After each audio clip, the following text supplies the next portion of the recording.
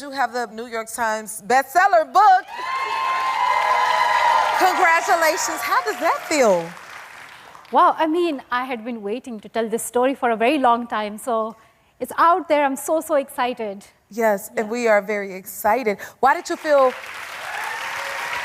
now was the time to release it? You know, my story has been in the public eye for a very long time, but that story is of a 15-year-old Malala who was attacked by the Taliban. But there has been so much to my life since then. So I want people to know the true me, the real me. Yes. And I am sharing my journey of college life when I was living some reckless days. And okay.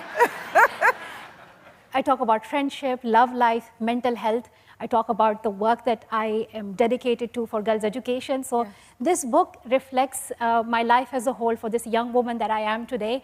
And I hope that people will get to know me more. Yes, we want to get to know you more and to continue to celebrate you too. Your book, like I said, is amazing. And you speak on mental health in it, about your journey of that. So how does it feel to be so open and vulnerable?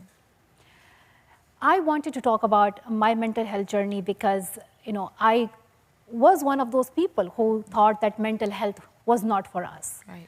And growing up in Pakistan, I had seen stigma around mental health.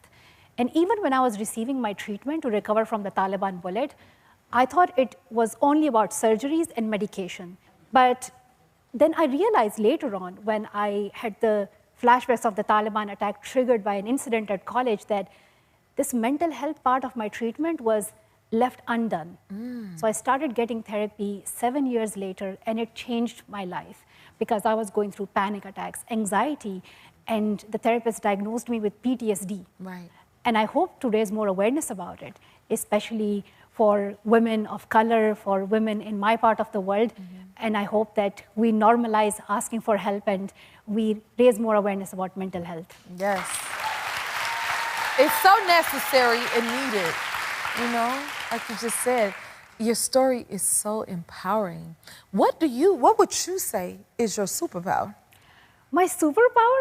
You know, honestly, when you read this book, you will find out that there's nothing special about me. I do not have a superpower. Like, I'll be honest. What I have realized is that real change happens when we work collectively. And through my foundation, we are investing in education activists, and we have seen the real change. And that happens when people join hands and they fight together. That sounds like a superpower to me. You're just super. Hey, tell us about the Malala Fund. Malala Fund is very close to my heart. I started this organization with the mission to ensure that every girl in the world can get an education. Right now, 120 million girls do not have access to education. Girls in Afghanistan are banned from going to school by the Taliban. It's been 4.5 years and they have not seen their classrooms. So in this time, we are supporting education activists in 6 countries. We have made a commitment to invest $50 million in the next 5 years in education programs. And we are helping Afghan women activists as well to call out leaders, to hold the Taliban accountable, and to provide alternative education to Afghan girls right now. I had a Zoom conversation with 4 Afghan girls who are part of our underground secret schools. And the girls were telling me that learning at home is still giving them hope. And one girl said that even reading a book alone in her room is an act of resistance for her. Yes. And that's why y'all want to read her book. Make sure you check it out. Your happy place is here. What was your favorite part? Drop it in the comments and subscribe to help keep the joy coming.